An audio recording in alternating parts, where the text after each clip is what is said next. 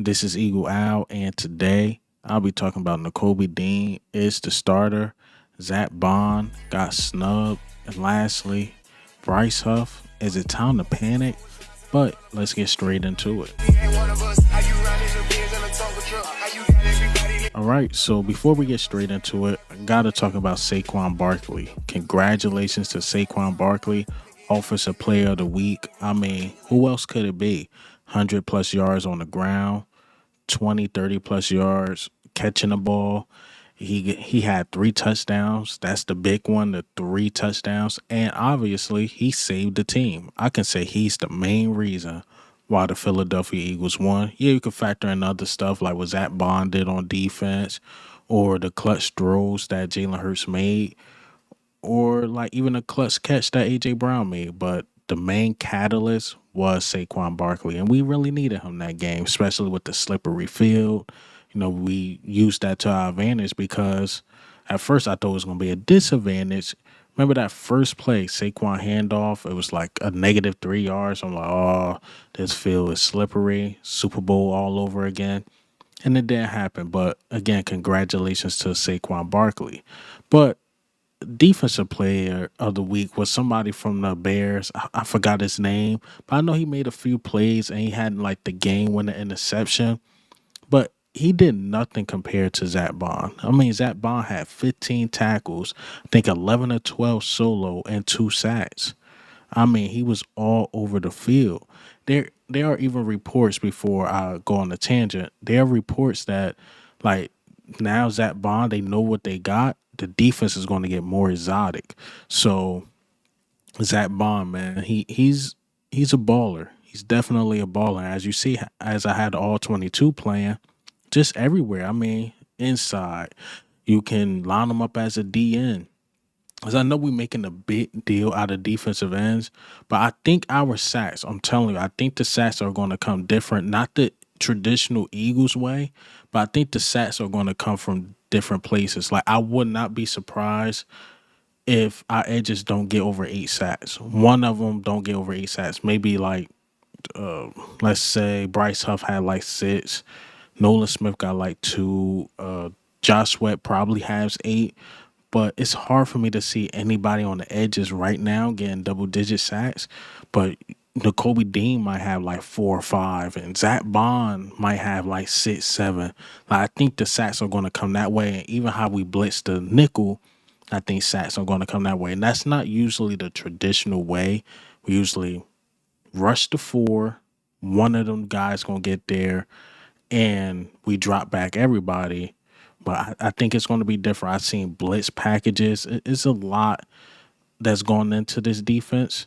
But Zack Baun, man, again, he was snubbed. Just back to Zack Baun. Almost went on the whole tangent, but Zack Baun was definitely snubbed. He should have been Defensive Player of the Week, and I get it.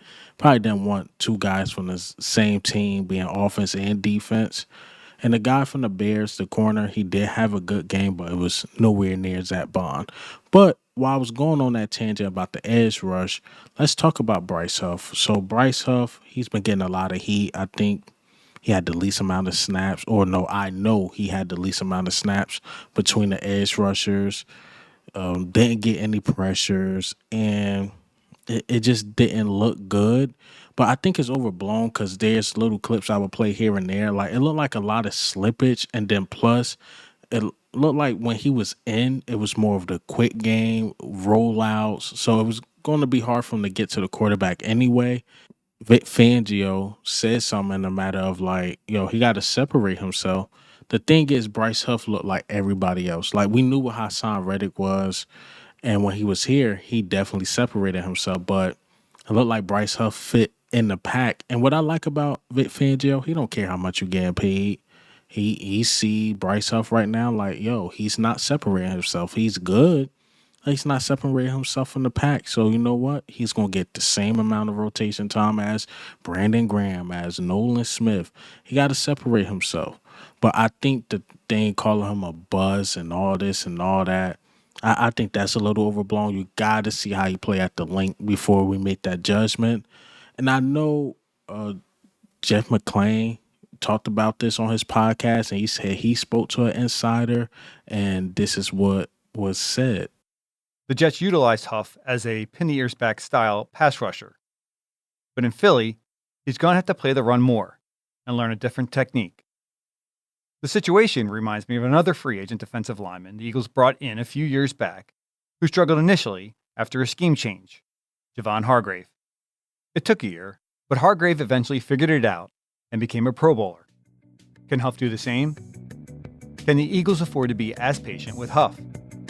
One team source told me he'll figure it out. He better. You see, right? A lot of people inside the building believe he will pick it up, or like he better pick it up, because if not, you got Nolan Smith. Hopefully he can develop into some. Brandon Graham is going to take your time, because Vic Fangio said, like, this ain't no like ceremony. You going to play 5% of the snaps and wait to the fans. Nah, if you here, you going to play. Actually, let me play that clip. Still a good player. And I've told him several times, he's not on any ceremonial last year retirement parade. He's going to play. And he's still playing good. You see Vic Fangio not playing. He keeps it real. He's blunt. And Bryce Huff, you better watch out. Because Howie Roseman, he will replace you. Definitely will. And he'll play games with your money. Like you see James Bradbury on this Phantom IR. You keep messing around, that might happen. But me personally, I'm cutting slack. I'm giving a little slack. It's week 1, and you just gotta give him time to develop. Would it take a year? Will we have that patience? I don't know, because even Jeff McClain mentioned, like, he reminds him of an Eagle that came here before that wasn't good his first year, and that was Javon Hargrave. Javon Hargrave, a lot of people don't remember, but that first year, man, he was not that good. He dealt with injury, of course, but he just looked like he ain't fit the system. And we thought, oh yeah, him, Fletcher Cox, this and that. At first it didn't work. But give him like another year or two, Javon Hargrave worked. But will we be that patient with Bryce Huff? I don't know. So Bryce Huff honestly got to figure it out fast. But again, me personally, I think we blown this out of proportion. I saw on Reddit, he had struggled for like 5 weeks straight and then go on the hot streak. We just got to give it time. We got to give it time, unfortunately, because we don't know Bryce Huff tendencies yet. Do he just get hot and keep going? Or do he get his head and this is just going to be a slow fall? I don't know. But if that happened, Vic Fangio is going to bench him. That's what he do. So, yeah, Bryce Huff. Is it time to panic? No.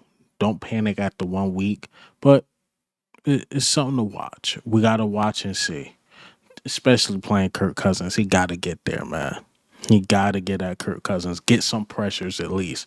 Even if we get 1 sack, if we see the pressures, we're going to be like, oh, okay. Because he showed flashes in the preseason. So, again, let's watch and hope and pray that he becomes the guy we want him to become, because there's going to be a lot of comparisons between him and Hassan Reddick. But let's talk about the linebacker position, the last topic of the day. Nakobe Dean, there's no speculating about me anymore. You know me, I already assumed that he got the job, and I was the only one saying he has the job, and y'all was coming at me. I'm like, Devin White didn't win that job. When the news came out, you're like, nah, you just feeding into the narrative. I'm like, I'm telling you, he did not win that job. And shout out to Nakobe Dean. Nakobe Dean worked hard to get his spot, and Vic Fangio was just blunt about him winning his spot, because he ain't want to leave no speculation. The reporter asked him, yeah, what's going to happen with Devin White, this and that. This is what Vic Fangio had to say. Is it enough to start again should Devin White not be ready, or will he start even if Devin White is ready? No, Nakobe's the starter. With Nakobe the starter now, I'm curious, where does Devin White fit in, and have you talked with him about maybe Nakobe being the starter now, considering he took so many first-team reps in training camp? Yeah, obviously we've talked to him about it, and he's still a good player. He tweaked his ankle last week. He's still part of it and will be part of it. So what went into the decision, Vic, to have Nakobe as the starter? What did you see? I just think from the start of camp to the end, he won the job. You see, Nakobe Dean, that's his spot. It's definitely his spot. So again, shout out to Nakobe Dean, working hard, getting his spot. What does this mean for Devin White? I know there were reports and rumors that we were going to trade him. My honest opinion, even though he's not the starter, I don't think we should trade him. I think he should stick around because we got to see, can Nakobe Dean last a full season? Now, that was the other knock on him. Can he last the full season? Can he do this all 17 weeks? Can he do this plus the playoffs?